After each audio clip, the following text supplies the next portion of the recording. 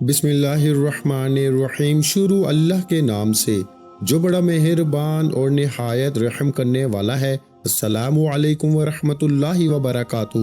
محترم ناظرین کرام، آج 12 شعبان منگل کے دن کا بادشاہ وظیفہ چلتے پھرتے پڑھ لو، شام ہونے سے پہلے سب کچھ مل جائے گا، ہر حاجت پوری ہو جائے گی۔ محترم ناظرین کرام، آج 12 شعبان منگل کے دن اگر آپ چاہتے ہیں کہ فوری طور پر آپ کے حالات بدلیں، آپ چاہتے ہیں کہ آپ کی زندگی میں پیسہ فوری طور پہ آنا شروع ہو جائے، تو آج منگل کے دن یہ وظیفہ چلتے پھرتے ضرور پڑھ لینا۔ یہ وظیفہ اتنا آسان ہے کہ آپ نے اس وظیفے کے لیے گھنٹوں نہیں بیٹھنا، منٹوں نہیں بیٹھنا، بلکہ صرف 1 منٹ کا وقت نکال لینا ہے اور 30 سیکنڈ کے اندر بتائے گئے طریقے کے مطابق آپ نے یہ وظیفہ پڑھنا ہے۔ زندگی بھر جھولیاں اٹھا اٹھا کے میرے بھائی دعائیں دو گے کہ واقعی کسی نے کوئی وظیفہ بتایا تھا۔ آج آپ کو وہ مجرب وظیفہ، وہ مجرب تسبیح بتانے لگا ہوں جسے پڑھتے ہی تقدیر کے بند تالے کھل جاتے ہیں۔ آپ لوگ کیا کرتے ہو کہ آپ جلدی مایوس ہو جاتے ہو۔ آپ نے بالکل بھی مایوس نہیں ہونا۔ یاد رکھیے گا، اللہ عز و جل کی رحمت اور اس کے فضل سے خود کو محروم سمجھنا مایوسی ہے۔ اللہ عز و جل قرآن پاک میں ارشاد فرماتا ہے، ترجمہ، کہہ دو اے میرے وہ بندو جنہوں نے اپنی جانوں پہ زیادتی کی، اللہ کی رحمت سے نا امید نہ ہو، بے شک اللہ سب گناہ بخش دیتا ہے، وہی بخشنے والا مہربان ہے۔ ایک اور مقام پہ اللہ تعالیٰ نے ارشاد فرمایا، ترجمہ، اپنے رب کی رحمت سے کون نا امید ہوئے مگر وہی جو گمراہ ہوئے۔ ایک اور مقام پہ ارشاد ہوتا ہے، ترجمہ، اللہ کی رحمت سے نا امید نہ ہونا، بے شک اللہ کی رحمت سے نا امید نہیں ہوتے مگر کافر لوگ۔ حضور صلی اللہ علیہ وآلہ وسلم سے سوال کیا گیا کہ کبیرہ گناہ کون سے ہیں، تو آپ صلی اللہ علیہ وآلہ وسلم نے ارشاد فرمایا، اللہ عز و جل کے ساتھ کسی کو شریک کرنا، اس کی رحمت سے مایوس ہونا اور اس کی خفیہ تدبیر سے بے خوف رہنا، اور یہی سب سے بڑا گناہ ہے۔ اللہ عز و جل کی رحمت سے مایوس ہو کر گناہوں میں مشغول ہو جانا ناجائز، حرام اور کبیرہ گناہ ہے۔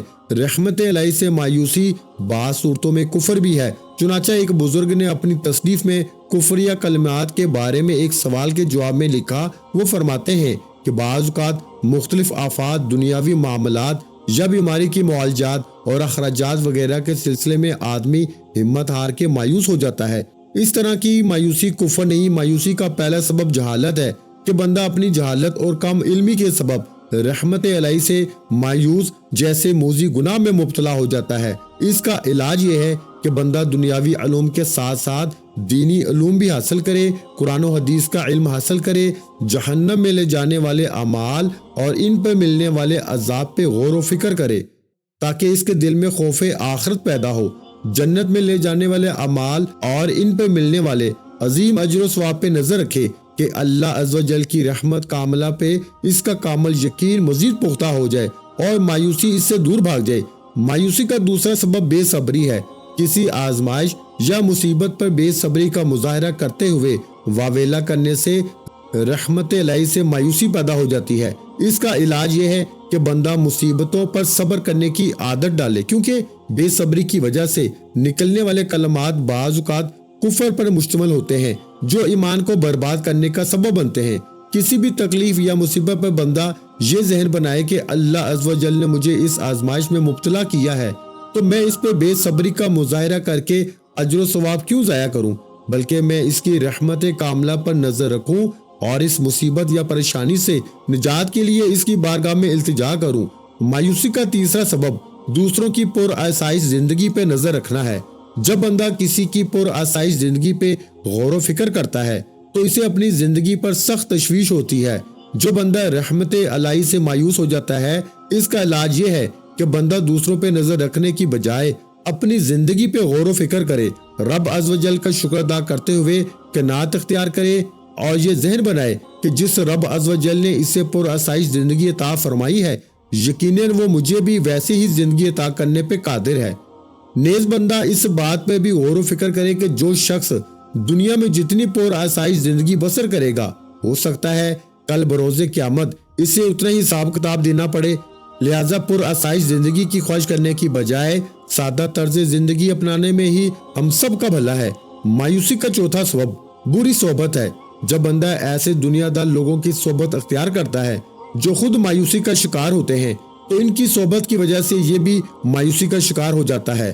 اس کا علاج یہ ہے کہ بندہ سب سے پہلے ایسے دنیا دار لوگوں کی صحبت چھوڑ کر نیک، پرہیزگار اور متقی لوگوں کی صحبت اختیار کرے، اللہ والوں کے پاس بیٹھے تاکہ مایوسی کے سیاہ بادل جھٹ جائیں اور رحمت الہی پہ یقین کی بارش نازل ہو، کیونکہ میرے بھائیوں مایوسی گناہ ہے، اس سے بچنا چاہیے۔ ناظرین کرام، ہمیں چاہیے کہ ہر حال میں اللہ سے اچھی امید رکھیں، زندگی میں کبھی بھی مایوس نہ ہو اور ہر وقت اپنے رب کا شکر ادا کرتے رہا کریں۔ ناظرین کرام، آپ نے اس وظیفے کو آج کے دن لازمی پڑھنا ہے۔ آپ لوگ چاہے پوری دنیا کے جس کونے میں موجود ہوں، کسی بھی ملک میں آپ ہوں، آپ لوگ چاہو تو کسی وقت کی نماز کے بعد بھی یہ وظیفہ پڑھ سکتے ہو۔ نماز کے بعد اگر بھول جاؤ، نہ پڑھ سکو تو چلتے پھرتے گھر میں ہو تو پڑھ لو، دکان میں ہو تو پڑھ لو، آفس میں ہو تو پڑھ لو، نوکری پر ہو، اسکول میں ہو، یونیورسٹی میں ہو، مدرسے میں ہو، جہاں کہیں بھی موجود ہو، بتائے ہوئے طریقے سے آپ یہ وظیفہ لازمی پڑھ لینا۔ جو بھائی بہنیں بالکل پڑھنا نہیں جانتے، جن کو ایک لفظ بھی پڑھنا نہیں آتا، وہ میرے ساتھ ساتھ پڑھ لیں۔ اتنا آسان وظیفہ ہے اور اتنا مختصر سا وظیفہ، آپ کو بتانے میں وقت ضرور لگ رہا ہے، لیکن آپ یقین کریں جب آپ اس عمل کو کرنے لگیں گے تو آپ کے بامشکل 30 سیکنڈ لگیں گے۔ 30 سیکنڈ میں انشاءاللہ آپ یہ وظیفہ پڑھ لیں گے۔ وقت کی نزاکت کو مد نظر رکھتے ہوئے آئیے ناظرین کرام آج کے اس خاص عمل کی طرف چلتے ہیں، لیکن اس سے پہلے اگر آپ لوگ اس چینل پر نئے ہیں اور آپ نے ابھی تک اس چینل کو سبسکرائب نہیں کیا تو خدا را اس چینل کو ابھی سبسکرائب کر لیں، کیونکہ ایسے بہت سے وظائف، بہت سے اعمال آپ کے حوالے ڈیلی بیسس پہ کرتا رہوں گا انشاءاللہ۔ اب عمل کیا ہے؟ آج 12 شعبان منگل کے دن آپ یہ وظیفہ کسی بھی نماز کے بعد پڑھ سکتے ہیں یا چلتے پھرتے بھی پڑھ سکتے ہیں۔ تو آپ نے کرنا یہ ہے کہ باوضو مصلی پہ بیٹھ کے سب سے پہلے نبی کریم رؤوف الرحیم محمد مصطفیٰ صلی اللہ علیہ وآلہ وسلم کی ذات مبارکہ پر درود پاک پڑھنا ہے۔ درود پاک آپ کوئی سا بھی پڑھ سکتے ہیں، درود ابراہیمی پڑھ لیں جو ہم نماز میں پڑھتے ہیں، یا پھر آپ صلی اللہ علیہ وآلہ وسلم پڑھ لیں، یا پھر آپ میرے بھائیوں صلی اللہ علی محمد پڑھ لیں۔ ان میں سے جو درود پاک آپ کو یاد ہو وہ پڑھ لیں، لیکن کوشش کریں کہ درود ابراہیمی ہی پڑھا جائے، کیونکہ اس درود پاک کی فضیلت سب سے زیادہ ہے۔ درود ابراہیمی ایک بار میرے ساتھ بھی پڑھیے گا تاکہ ثواب ہو۔ اللہم صلی علی محمد وعلی آل محمد کما صلیت علی ابراہیم وعلی آل ابراہیم انک حمید مجید۔ اللہم بارک علی محمد وعلی آل محمد کما بارکت علی ابراہیم وعلی آل ابراہیم انک حمید مجید۔ 3، 5 یا 7 بار درود پاک پڑھتے ساتھ ہی فوری طور پر آپ نے اپنے مقصد کی نیت کرنی ہے۔ آپ کے اوپر قرضہ ہے تو اس کی نیت کر لیں کہ میرا سارا قرضہ اتر جائے۔ آپ کے پاس اولاد نہیں تو اولاد کی نیت کر لیں۔ آپ کے پاس دولت نہیں تو دولت کی نیت کر لیں۔ آپ کے پاس رزق نہیں، آپ کے پاس شہرت نہیں، آپ کے پاس مقام نہیں، آپ کے پاس نوکری نہیں، آپ کے گھر میں لڑائی جھگڑے رہتے ہیں، آپ کے گھر میں فتنہ ہے، فساد ہے، آپ کی معاشرے میں عزت نہیں ہے۔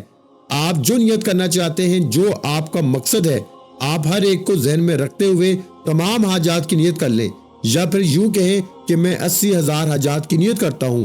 اس میں آپ کے تمام حاجات آ جائیں گی، وہ چاہے 100 سال پرانی ہو، چاہے 10 سال پرانی ہو، 26 سال پرانی ہو یا 2 دن پرانی ہو، چاہے آپ نئے گھر کا ارادہ رکھتے ہیں یا آپ کسی بھی چیز کا ارادہ رکھتے ہیں، آپ فوری طور پر اس کی نیت کریں۔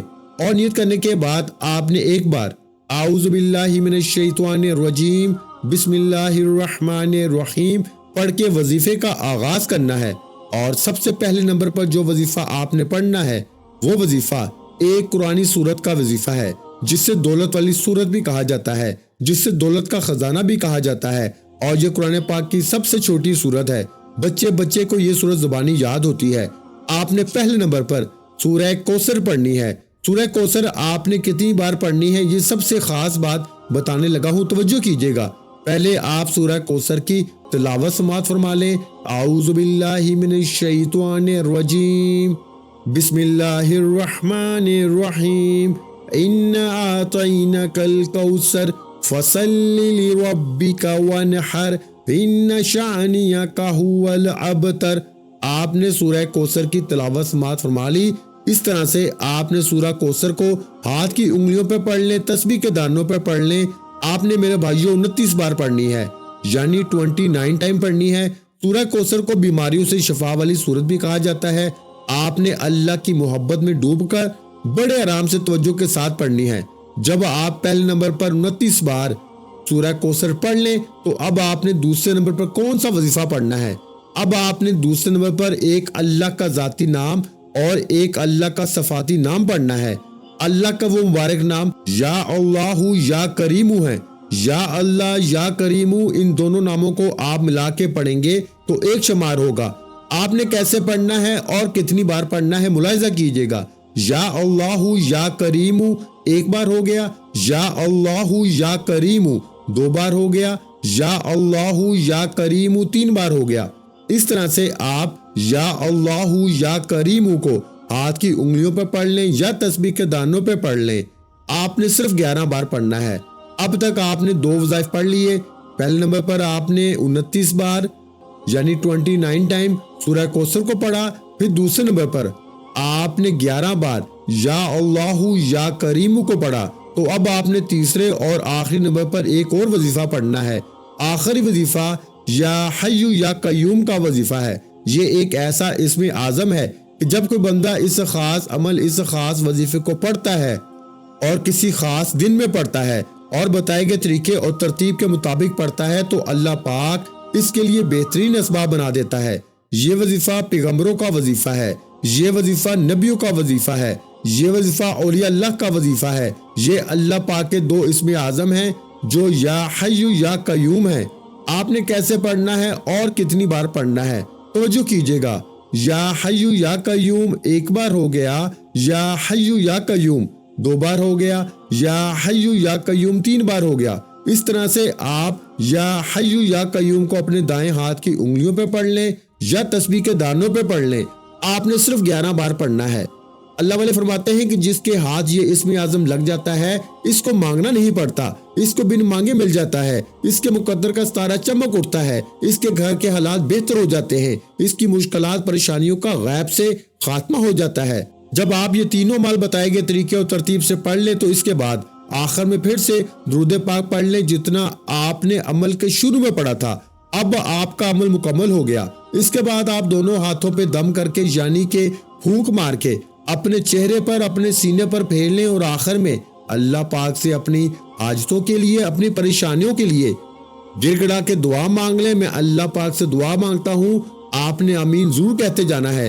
میرے مولا ہم سب کی پریشانیوں کو دور کر دے، میرے مولا ہماری حاجتوں کو پورا کر دے، میرے مولا ہمیں غیب سے رزق اور دولت عطا کر دے، میرے پیارے اللہ پاک ہمارے تمام گناہوں کو معاف کر دے، میرے مولا ہمیں 5 وقت کا نمازی بنا دے، میرے اللہ میری غریبی کو امیری میں بدل دے، میرے مولا ہمیں قرضوں سے نجات عطا فرما دے، میرے مولا ہمیں نیک اور صالح اولاد عطا فرما دے، میرے مولا جو بے اولاد ہیں ان کو اولاد نرینہ عطا فرما دے، میرے مولا ہماری خطاؤں کو معاف کر دے، میرے مولا جہاں جہاں مسلمانوں پہ ظلم و ستم ہو رہا ہے وہاں پر اپنی غیبی مدد فرما دے۔ ناظرین کرام آپ لوگ آمین ضرور کہہ دیجیے گا، کیا پتہ کسی کی ایک آمین سے ہم سب کی زندگی بدل جائے۔ دعا ہے کہ رب کعبہ میرا سنانا اور آپ کا سننا اپنی پاک بارگاہ الہی میں قبول و منظور فرمائے، جو مانگا مقدر فرمائے، جو نہیں مانگ سکے بن مانگے عطا فرمائے۔ ویڈیو اچھی لگی ہو تو ویڈیو کو لائک کر دیں اور اس ویڈیو کو صدقہ جاریہ کی نیت سے اپنے دوسرے بہن بھائیوں کے ساتھ بھی لازمی شیئر کریں، اور اگر چینل پر پہلی مرتبہ آئے ہیں تو ہمارے چینل کو سبسکرائب کر لیں، کیونکہ ایسے بہت سے وظائف، بہت سے اعمال آپ کے حوالے ڈیلی بیسس پہ کرتا رہوں گا۔ اپنا بہت سا خیال رکھیے گا، مجھے اپنی دعاؤں میں یاد رکھیے گا۔ ملتے ہیں انشاءاللہ العزیز ایک اور نئے وظیفے کے ساتھ، اس وقت تک کے لیے خدا حافظ۔ السلام علیکم ورحمۃ اللہ وبرکاتہ۔ جزاک اللہ۔